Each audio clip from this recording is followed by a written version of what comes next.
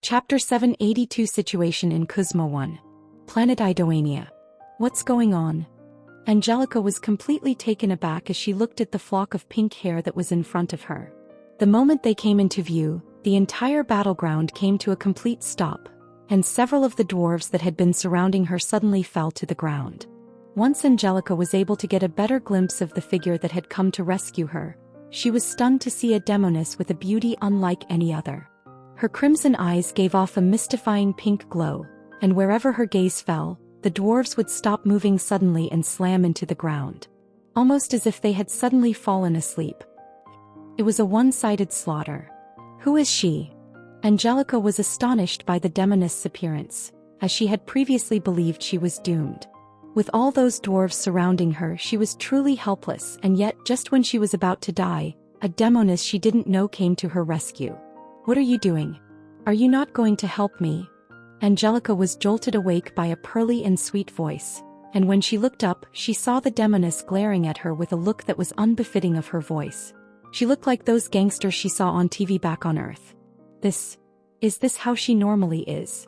Angelica was somewhat perplexed by her behavior, but through it all she managed to nod her head. After taking a step forward, her wings spread out and she flew closer to her. Her eyes started to shine as well and her voice amplified. Stop moving for a second. As was the case previously, the dwarves in the area stopped moving the moment Angelica's voice rang out. And it was only for a split second, but that was enough for the pink-haired demoness, who took advantage of that opening to take out a single rapier from her storage space and cut it horizontally. Like. Sparks flew and cracks formed on the dwarven armor.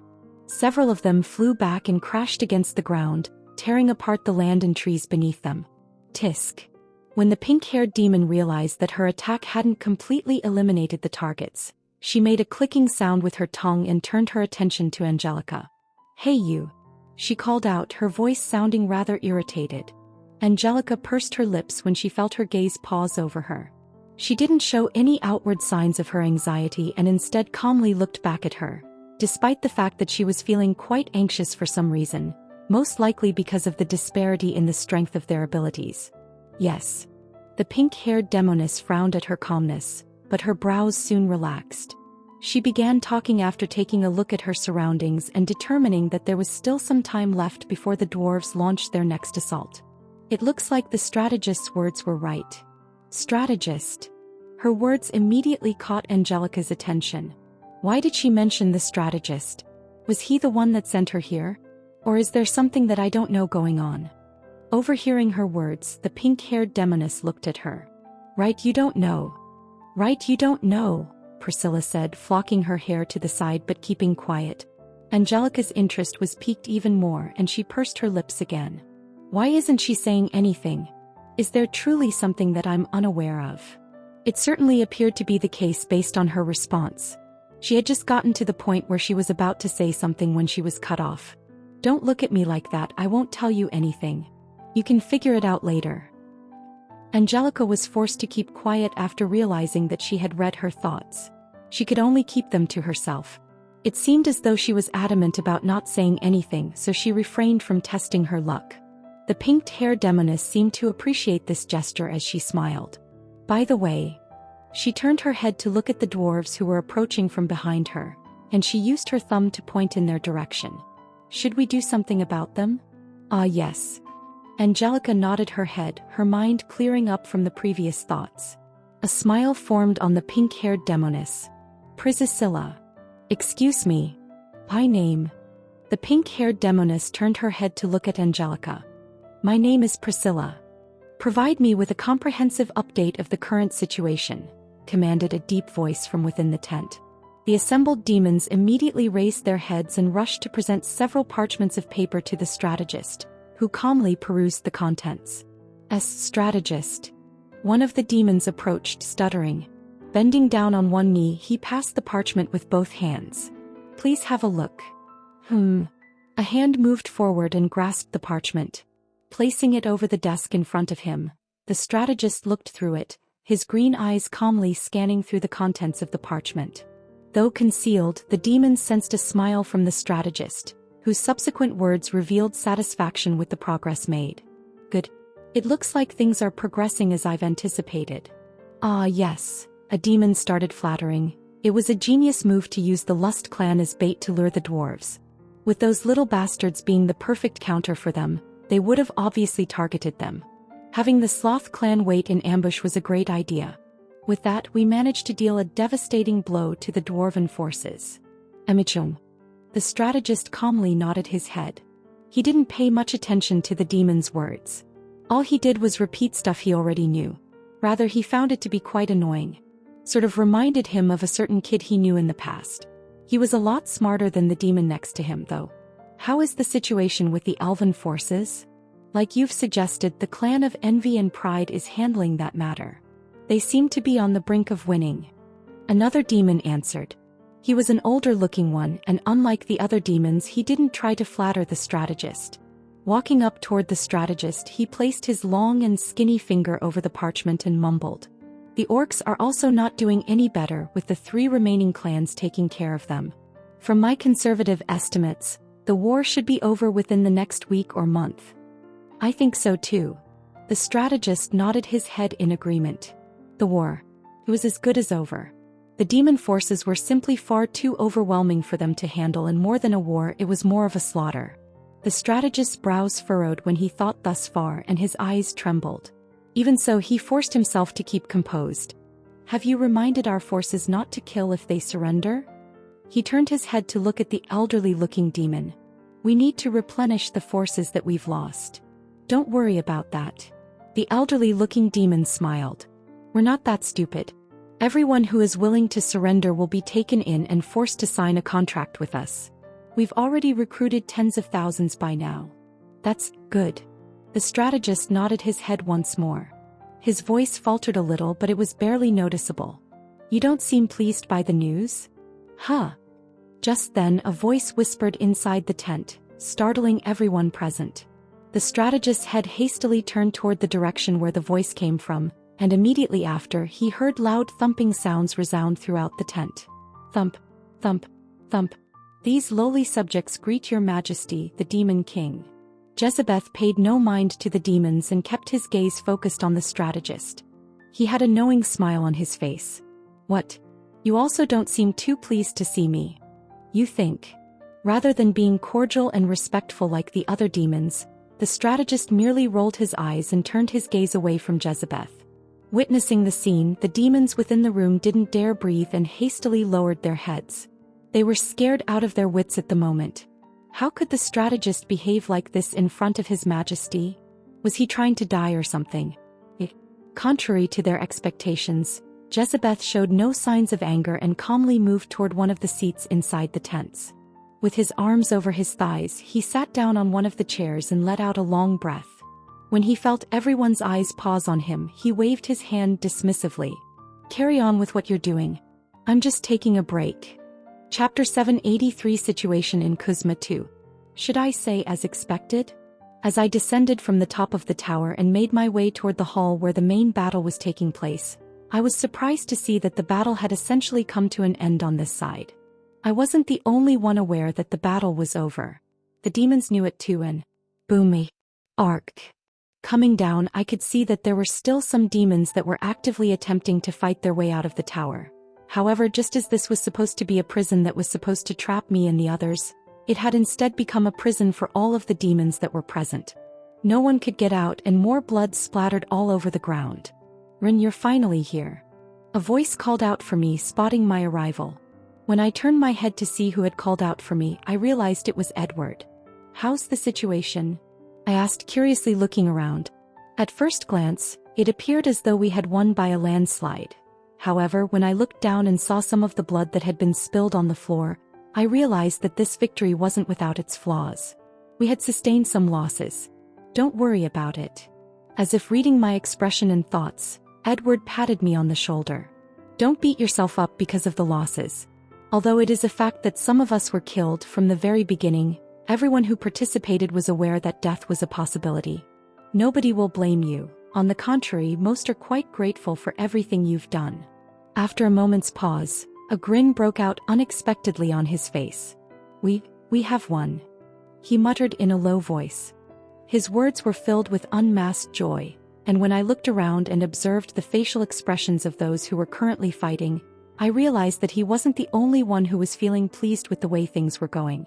You may not understand this very well since you're young, but... Edward continued. This victory means a great deal more to people my age than you probably realize at this point in time. In contrast to the world in which you were born, the one in which I and the other people of my age live was not nearly as tranquil as the world in which you were raised. Our land and our people were subjected to constant destruction at the hands of demons. I've seen the killings and massacres more times than you could possibly imagine, and so have the others. Edward brought his hand forward, which caused the mana that was all around him to congregate, and a beam shot out from the tip of his finger. Och! The beam landed directly on top of a demon that was attempting to sneak out from behind one of the humans. You beat me to it. I was about to do the same thing, but Edward's response was a little bit faster than mine. It's fine. He patted my shoulder once again. I know this may not mean much to you, but it really means a lot to us older folks, and for that you don't have to feel guilty about their death. I'm sure the lot of them are happy knowing that they finally managed to get their revenge. Is that so? I muttered absent-mindedly. I understood what Edward was trying to say. I really did, but at the same time I couldn't bring myself to be happy. I guess being a leader has a lot more responsibility than I give it credit for. Despite the fact that I did not have any feelings of guilt in connection with their passing, I was not happy about it. In a roundabout way, their deaths were my responsibility, and it wasn't exactly the most pleasant thing in the world to realize that I was the reason why they were no longer among us. It was kind of a bummer, and just the thought of what I'd have to say to their families once all of this was over made my stomach turn. Echi. But this was life. Taking a deep breath, I looked up and let out another breath. I'd be a hypocrite if I felt guilty about all of this. This wasn't the first time that I had done something similar. In fact, it wasn't even the second time. When I was in Amora, there were times when I commanded the orcs to fight against the demons and other times when I used the dwarves to fight against Inferno. When we were in that situation, I made a number of choices that ended up leading to the deaths of members of both the Dwarven and the Orcish armies. Some were even deliberate in order to make sure that the plan was successful, and as a result I was more aware than anyone else that I was being a hypocrite. It didn't really matter though. I had long since come to the realization that I was a hypocrite, and despite this realization, I found that it did not affect my sleep very much. There were other things that were keeping me from doing that. Human emotions sure are complicated. I let out another sigh and turned away from the battlefield. I'm done on my part. Suddenly, a figure materialized in front of me. I didn't even need to look up because I immediately recognized his voice. It's good to know that you're already finished, Octavius. It was none other than Octavius who, unlike before, seemed to have a completely different demeanor. Even after a few weeks had passed since his recuperation, I was still not accustomed to his new personality. It wasn't just me who was experiencing these emotions. In fact, everyone else did as well. On numerous occasions I was left completely speechless after receiving multiple calls and messages inquiring about Octavius' well-being and asking if anything was wrong. Just how bad was his image before he recovered? The number of questions and messages I received provided a sufficient amount of information to answer my question. What are we going to do now? The question from Octavius jolted me out of my thoughts and I found myself looking up at him. After turning around, I looked at the others who were slaying the last of the demons, and I couldn't help but break into a grin. About that. I bent my head forward and looked down at the ground below me. I raised one foot, focused all of my mana into it, and then quickly stomped down on the ground with it. We're going to hunt for treasure. My foot came into contact with the floor of the hall. Boom! The ground began to collapse. The demon treasury was a grand hall with towering pillars adorned in gold and silver and vast vaulted ceilings that seemed to stretch endlessly upward. The air was thick with the scent of incense, and the floor was made of polished black marble that reflected the flickering torchlight from the walls. At the center of the hall stood a massive circular dais, upon which rested a colossal black iron chest that seemed to pulse with an otherworldly energy. The chest was carved with intricate runes and symbols of power and was so large that a dozen fully grown demons could stand upon it without crowding. On the walls of the hall were niches and alcoves, each containing a glittering hoard of wealth and treasures. Golden chalices encrusted with rubies and sapphires, piles of silver coins stacked high as mountains, and jewel-encrusted crowns and scepters adorned with the bones of high-grade beasts. It was a location that was only accessible to a handful of people, and not many people were aware of its existence. At that moment, rumble, rumble, the ceiling violently shook, and the metallic clicking sound produced by the coins striking each other resounded throughout the treasury. Boomy. A large hole appeared above the ceiling and several figures jumped down from above. Swoosh. Ho ho. Ren's eyes glistened as he looked around the treasury. He wasn't the only one, as the people who came down with him showed similar reactions. They are a lot richer than I expected. Overhearing Liam's muttering, Ren looked at him strangely. You've been to the demon realm. You should know better about just how wealthy the demons are. Why do you look so surprised? I thought your memories had recovered. No, it's just that. Liam's face turned complicated, but he soon let out a sigh. Looking back, the only thing I can really remember from that time is all of the fights I got into. Because I was never interested in them or their wealth, I never gave it much thought or consideration. So I really don't know anything. Fair enough. After giving him a friendly pat on the shoulder, Rin then turned his attention to the enormous chest off in the distance. At the sight, for some unexplainable reason, his heart began to race, and he found that his feet began to move on their own. Stopping right in front of the chest, he swallowed a mouthful of saliva and placed his hand over the chest. A majestic black hue flowed out of the chest and crashed against him. Almost instantly Ren's figure jolted, but he kept his hand on the chest the entire time, and he opened it very slowly. Creak. As he took a closer look at what was concealed within the chest, a broad grin spread across his features. Tau this. Chapter 784 Situation in Kuzma 3. Demon Domain Kuzma City. Attack. Charge forward. Raise your shields and charge. The orcs charged forward, their roars echoing through the air as they attempted to breach the demon city. Rumble. Rumble. The sound of their footsteps reverberated across the ground as they ran toward the towering walls. The walls themselves were fortified with layers of thick stone, with towers and battlements dotting the top, bristling with weapons and soldiers. The orcs brandished their weapons, crude axes, spears and swords, and began pounding against the walls with all their might. Flag. Flag. The sound of metal on stone rang out as they smashed their weapons against the unyielding surface, hoping to make a crack in the demons' defenses. The demons atop the wall retaliated with volleys of different spells and arrows, raining down on the orcs like a deadly hailstorm. The twang of bowstrings mixed with the screams of dying orcs as they fell to the ground below, their bodies broken and lifeless. Arg. Awk. Continued to charge. But the orcs were undeterred, their sheer numbers giving them unrelenting momentum as they continued to throw themselves against the walls, stepping over their fallen comrades. Charge. They had no regard for their own safety, only a fierce determination to break through the defenses and conquer the city. As the battle raged on, the orcs tried everything in their power to breach the city's walls. They brought forward battering rams, hoping to smash through the gates, but the demons were ready for them. The rams were met with a rain of flaming arrows, igniting the wooden frames and sending them crashing to the ground. Boomy. Boomy. The walls of the city shook every time the orcs rammed against them, but as if they were made out of the sturdiest of materials, they didn't budge an inch. Continuog.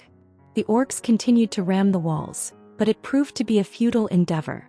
Not only were they unable to break through the walls, but with each passing second, they suffered an increasing number of casualties as well. Heh. This is not good. Brutus muttered, overlooking the entire battlefield from afar. He wielded a massive war axe in the palm of his hand. Because it was so heavy, the ground beneath the axe began to slope downward.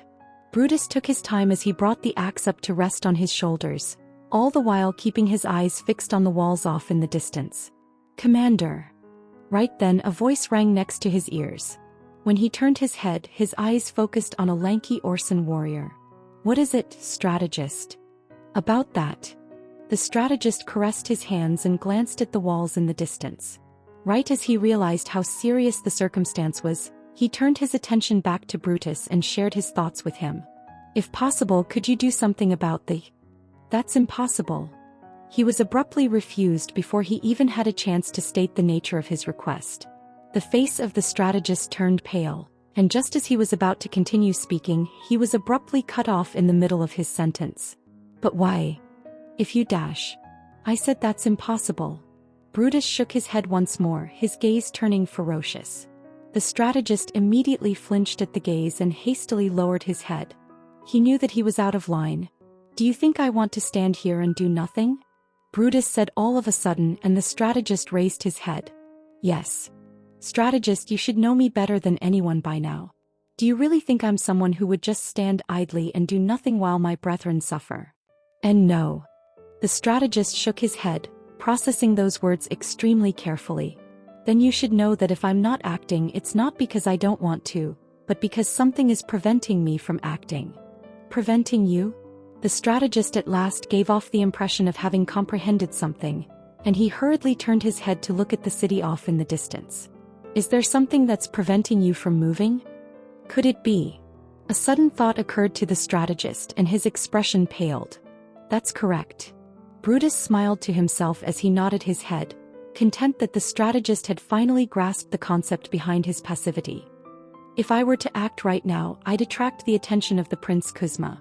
If that were to happen and the two of us were to fight, what do you think would happen to the battlefield? A battle between Brutus and Prince Kuzma.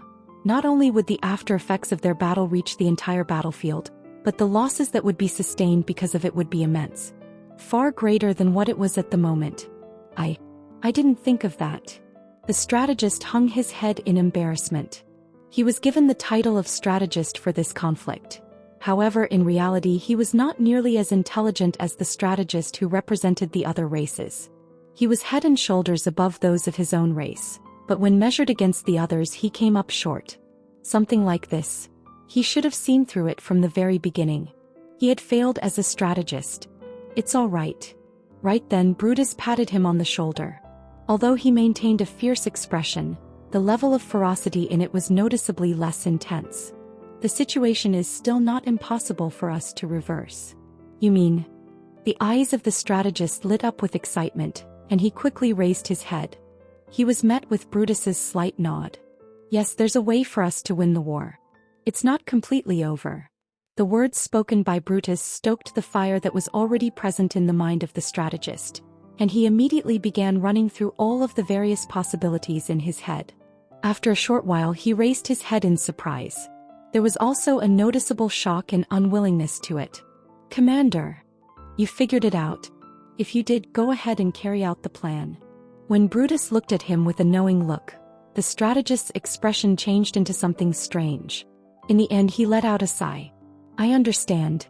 The strategist spun around with his shoulders hunched and walked briskly in the direction of one of the tents that they had erected in advance. Brutus's expression underwent a change immediately after the strategist turned around and left. He inhaled deeply before murmuring something to himself in a low voice. This is the only way. Demon Domain, Plintus City. Have you managed to take away everything? When I looked around and noticed that the once full treasury was now completely bare, I felt rather satisfied. Even though almost half of the resources we gathered couldn't be used by us because they were infused with demonic energy, we still collected all of them, and while it was true that most of them couldn't use the items laced with demonic energy, it wasn't true for me. I guess it wasn't a bad idea to ingest demonic blood. With the nectar partially solving my mental problems, I was now able to handle the demonic energy a lot more smoothly, and with that I was also able to steadily use the demon fruits and resources that I got from the demons without worrying about the repercussions. I still had to be careful though. Just because most of my mental problems were solved by the nectar, I wasn't unaffected by the effects of the devil's fruits.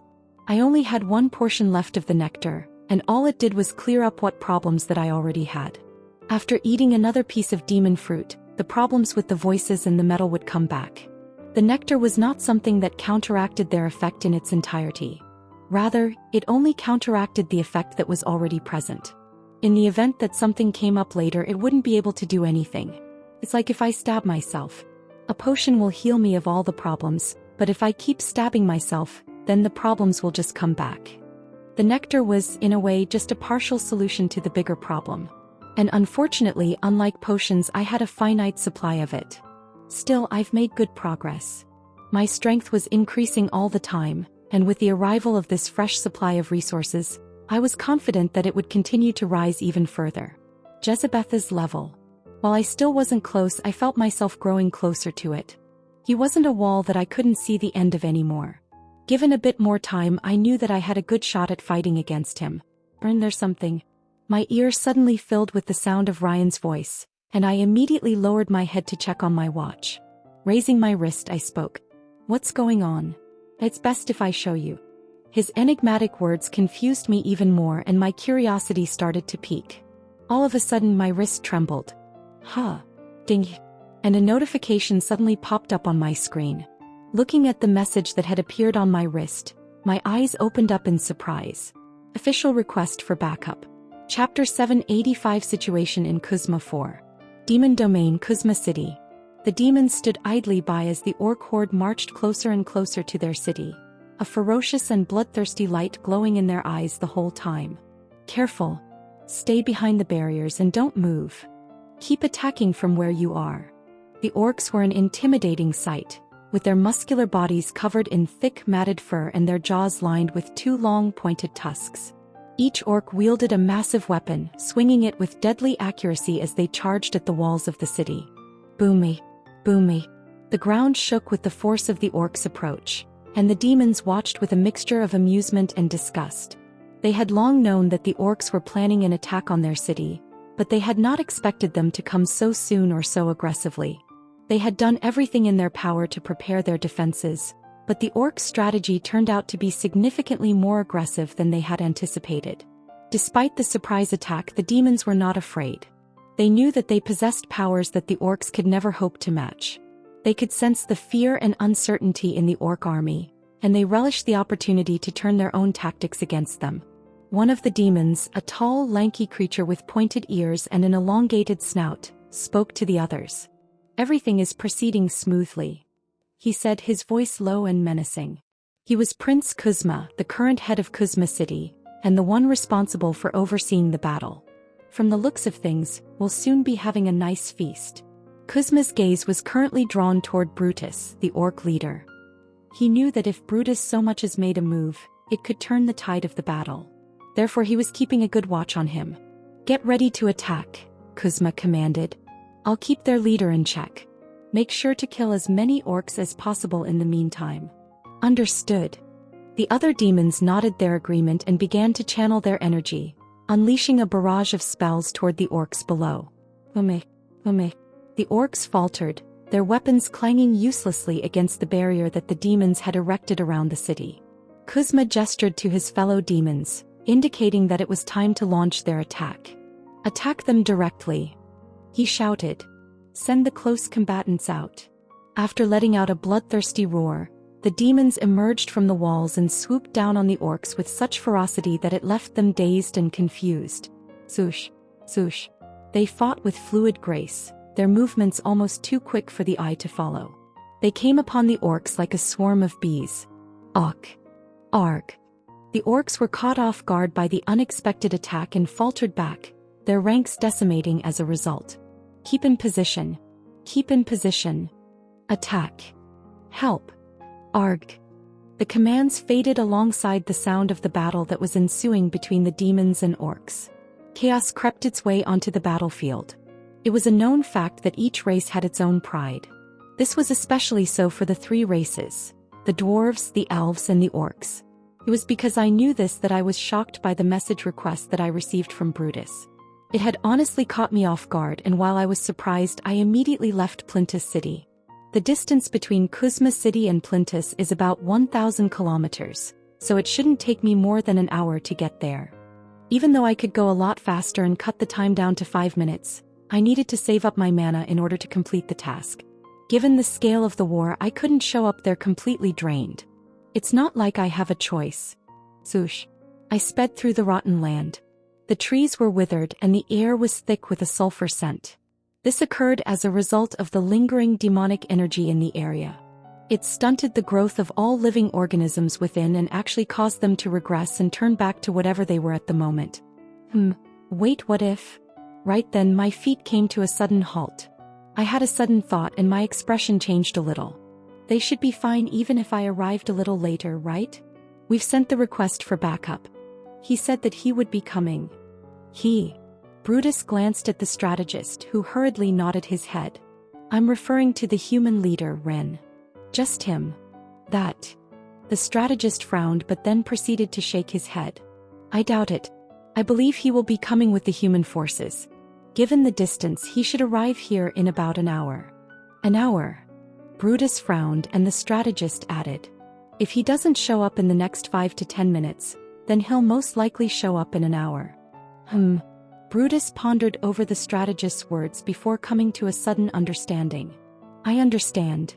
After that, he turned his attention once more toward the distant battlefield. But just as he turned, his expression abruptly changed. The previous stalemate that was between the demons and orcs was completely shattered as demons came pouring down from above. Arf! Help! Aw! What he was witnessing before his eyes was nothing short of a slaughter as orc after orc collapsed and their limbs flew through the air in all directions. Their cries of agony were amplified and delivered directly to his ears, and Brutus's expression became grim. Rumble. The impact of his axe striking the ground next to him resulted in the formation of a shallow depression in the area where it had made contact. See, Commander? His unexpected actions startled the strategist, who retreated a few paces. However, Brutus's knees bent and his calves bulged, exposing a long and thick vein. Realizing what was about to happen, the strategist hurriedly spoke up. Commander, no. But it was too late. Boom. The air split apart and a sonic boom echoed in the air. Brutus's bulky figure flew into the air and came shooting right toward the city in the distance. Right in front of the wall that surrounded the city's outskirts, he materialized with his axe raised high above his shoulder, and his muscles puffed out to their fullest extent. Aura erupted from his body at the same time that his enormous mouth gaped open, and he let out a harrowing roar. Arg! The air around him distorted and the space around him started to lose color. His actions gathered the attention of everyone beneath, and the force contained within that axe made several people spit mouthfuls of blood, their internal organs heavily damaged. I knew you'd be coming. Right then, a raspy voice reverberated through the air, and a lanky demon appeared right in front of Brutus. The instant he appeared, the pressure that had been suffocating the battlefield was immediately relieved, and as a result, a great number of those who had been lying on the ground were able to maintain their lives. Despite this, when the demons looked up, their expressions could not help but change as they took in the disparity in size between the two forces in the air. One was huge while the other was tiny. They seemed to be two people from different worlds. Prince Kuzma. The loud roar that Brutus let out roused everyone from their stupor, and his axe came slashing down toward Prince Kuzma. The air around the axe whistled as it tore through the air at unbelievable speeds. Boom! A horrifying explosion ripped through the entire battlefield, rupturing the eardrums of those who were standing beneath it and driving a number of orcs and demons fleeing in all directions. After the collision, it was unclear how many individuals were able to survive, but it was reasonable to assume that the vast majority of them didn't. The aftermath of the collision left a cloud of dust, which eventually settled, revealing an unscathed Prince Kuzma standing in front of Brutus. This revelation left everyone in shock. He was clenching Brutus's enormous axe with both hands while he stood with his arms raised above his head. This is rather heavy, don't you think? The prince's entire body, including his face, was trembling and he had a pale complexion.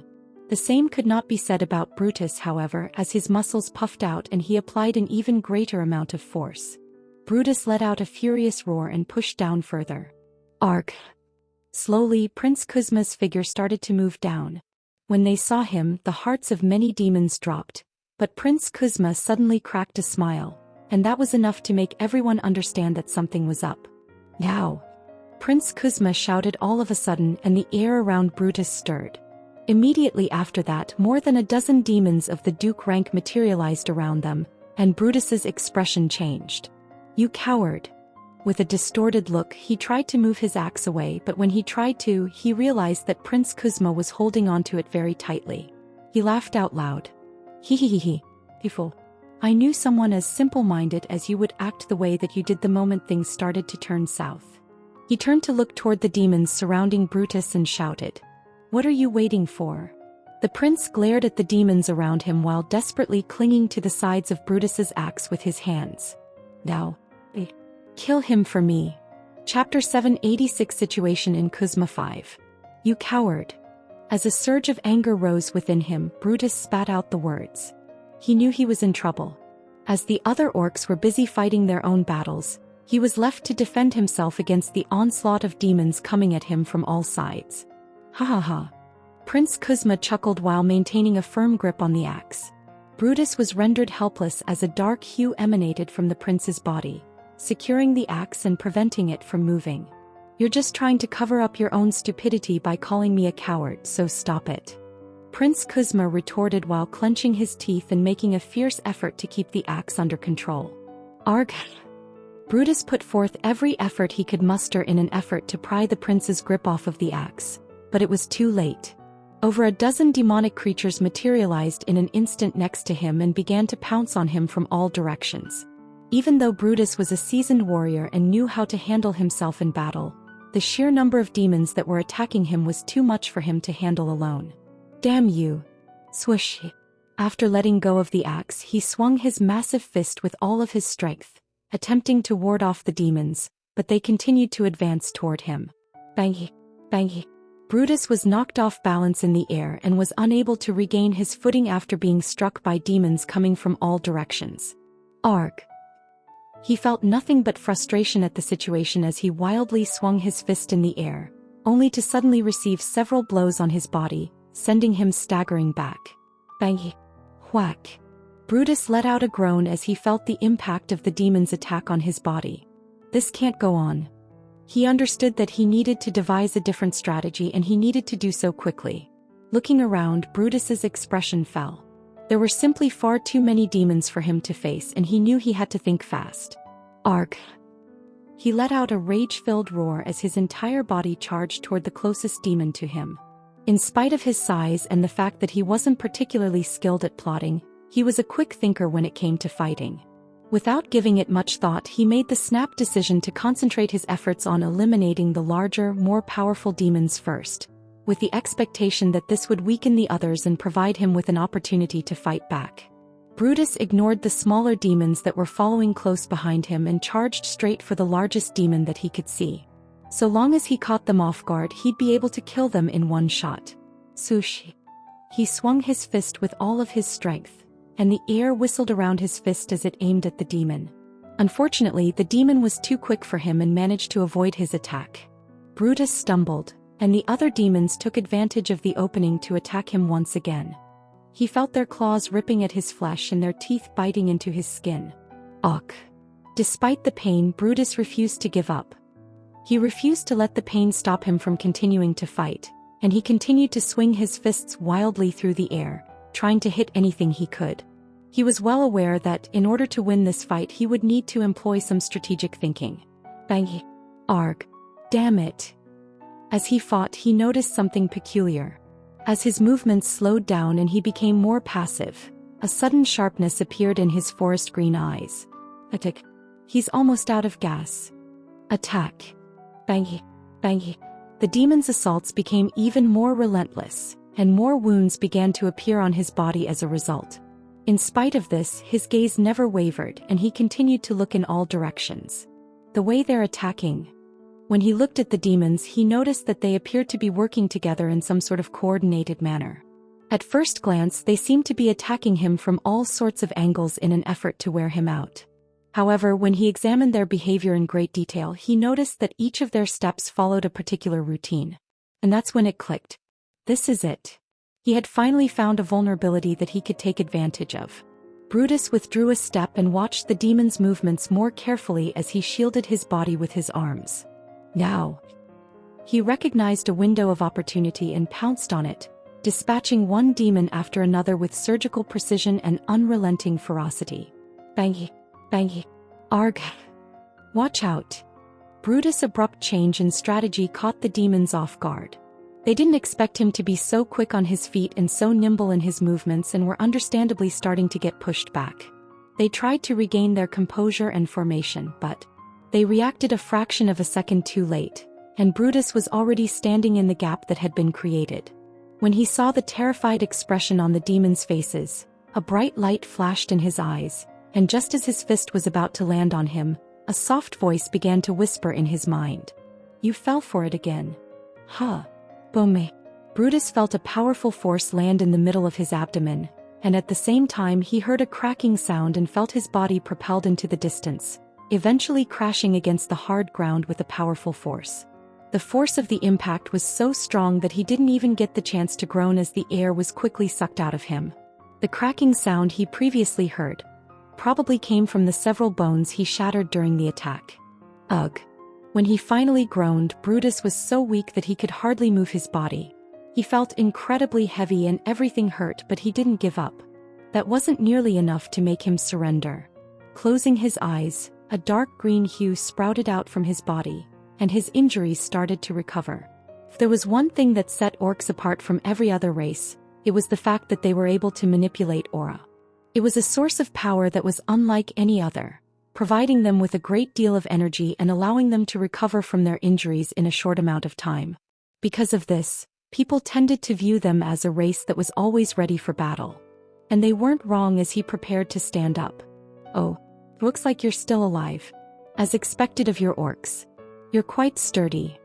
Unfortunately, it was impossible for Prince Kuzma to give Brutus the time he needed to fully recover. Suddenly materializing right next to him, the prince stretched out his slender hand and attempted to grab Brutus by the face.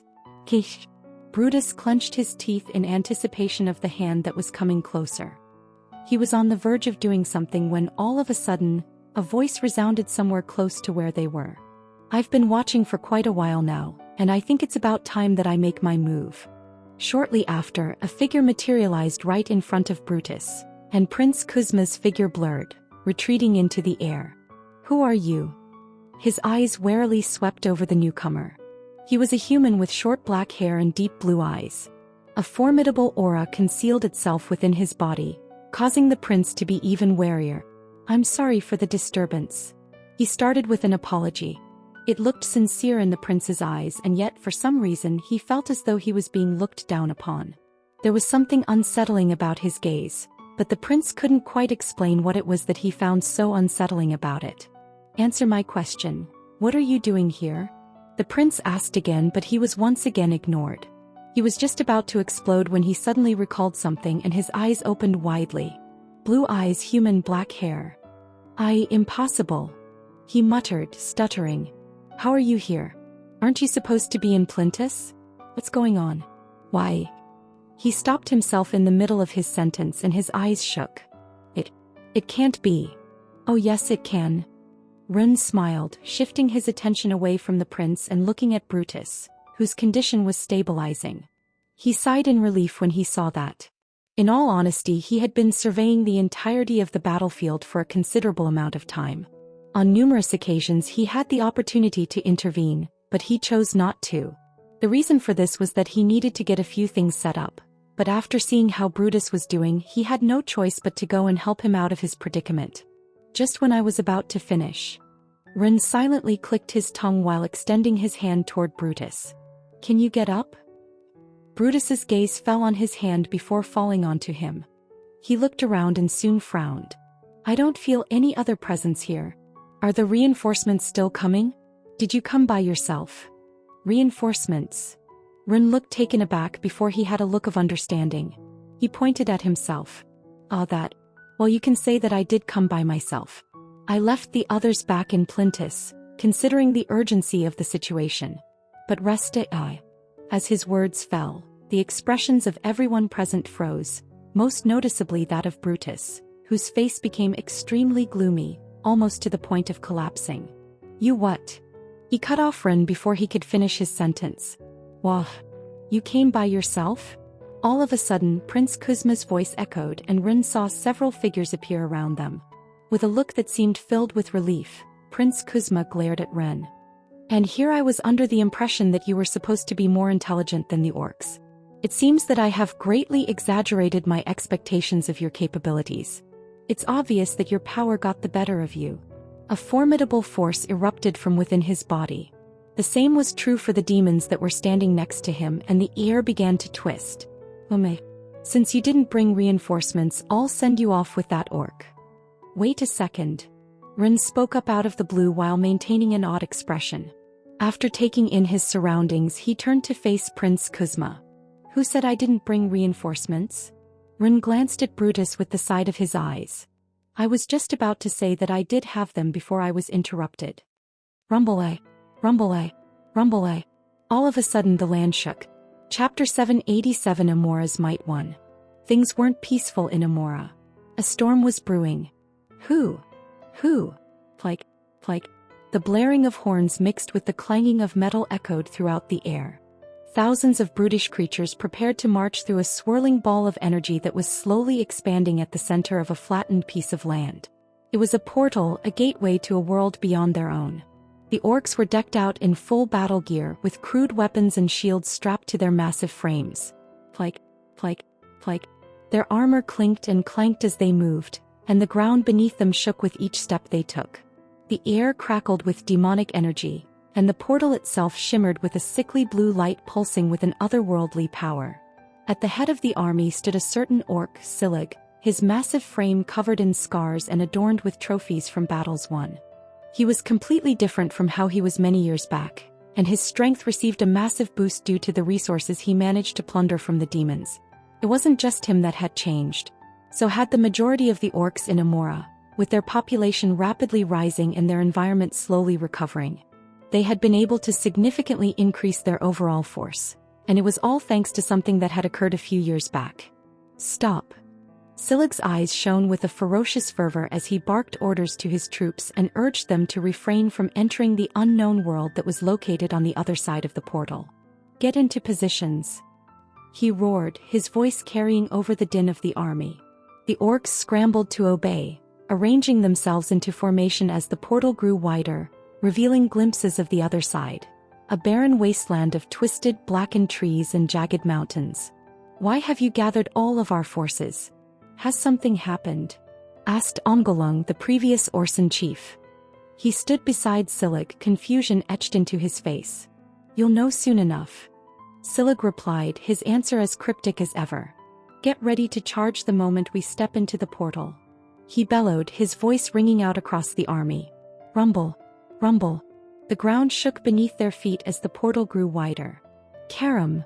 Silig raised his greatsword high, letting out a deafening roar that echoed across the army. Omgolung, who was beside him, similarly raised his weapon and chanted. Karam. The orcs responded with a mighty shout, their voices blending into a thunderous war cry. With one final surge of energy, the portal burst open, engulfing the army in a blinding flash of blue light. Karam. Karam. Karam. With another roar, the orcs charged forward, their weapons held aloft as they stepped into the swirling blue portal. Right behind them, massive artillery that towered over hundreds of meters followed them from behind, making its way toward the portal. Rumble-a, rumble-a.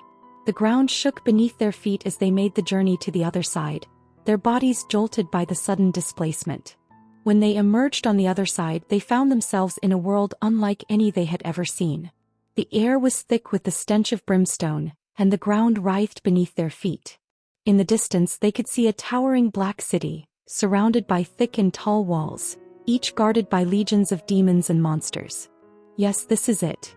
Silig grinned savagely, his eyes gleaming with excitement.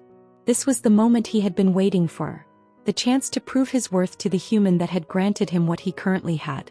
And with his army at his back, he was ready to conquer them all. Karam! He shouted once more, raising his greatsword high and pointing it toward the distant city. His eyes gleamed with a dangerous light, and a powerful force erupted from his body.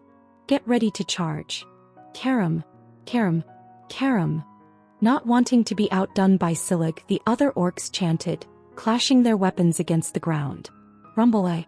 The world around them shook and Silig's voice echoed once more. Charge! The orcs charged forward, brandishing their weapons in a threatening manner as they approached the far-off city. The ground shook violently beneath them, and the thunderous sound of their footsteps filled the air around them.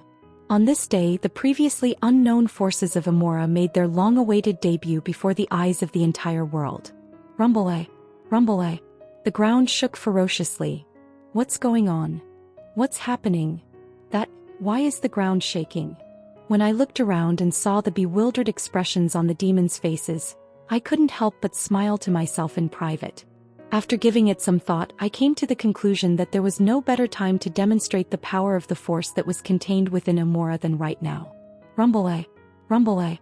The ground shook, and the chants coming from the orcs in the distance grew louder and louder with each passing second.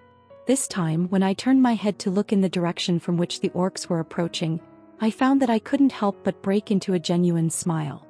Right before my very eyes was what I had been working hard for. What I had been trying to achieve for a very long time. It was a beautiful sight. Orcs.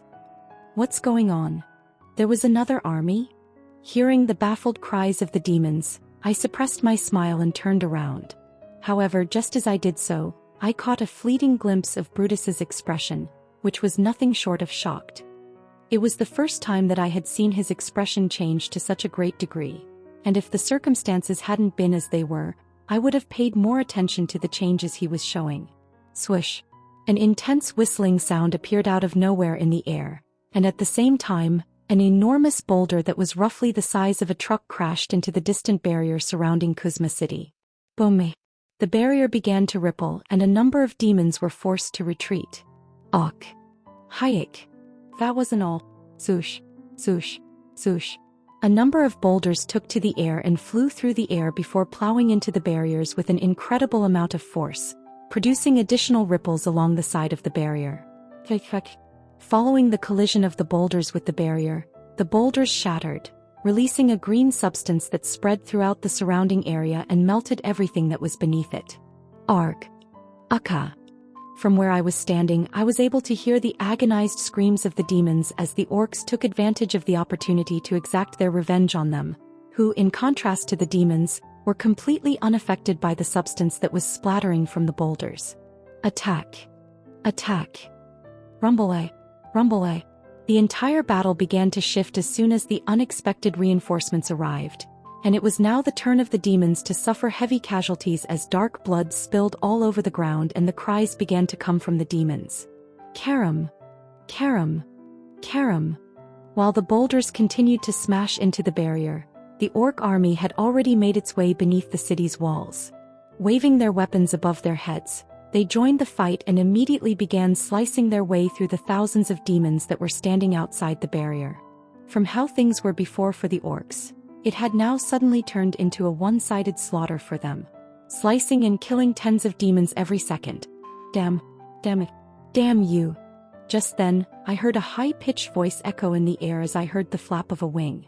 Immediately, Prince Kuzma's figure disappeared from the spot, reappearing right above where the battle was most intense. As he extended his hand, the demonic energy in the air began to congregate toward his palm. Wame! The air began to twist and a terrifying pressure forced its way out of his body. Everyone on the battlefield stopped what they were doing and looked up as the battle that had been going on at full force suddenly stopped. Everyone turned their attention to Prince Kuzma as his gaze traveled across the land to where the orcs had taken control. How? He was having trouble finding the words to express how he felt as his chest began to heave. It was as plain as the nose on my face that he was fuming with rage at that very moment. How dare you? When he finally managed to spit out his words, an enormous sphere appeared at the end of his palm and my expression changed. Not good. He's completely lost it. The power that the sphere held was beyond what the barrier could possibly hold. When I looked at the city, I knew that it wouldn't be able to resist the attack, and it became clear to me that he no longer cared about his forces. What he wanted was to kill everyone present. It's best if I allow me. A hand pressed against my shoulder, and when I turned my head, I was surprised to see Brutus standing next to me. With his gaze directed toward the prince, he closed his eyes and looked at me once more. Let me handle this matter. I prepared to respond, but just as I was about to do so, he opened his mouth again, this time in a pleasing tone, and I quickly closed my mouth again. Please.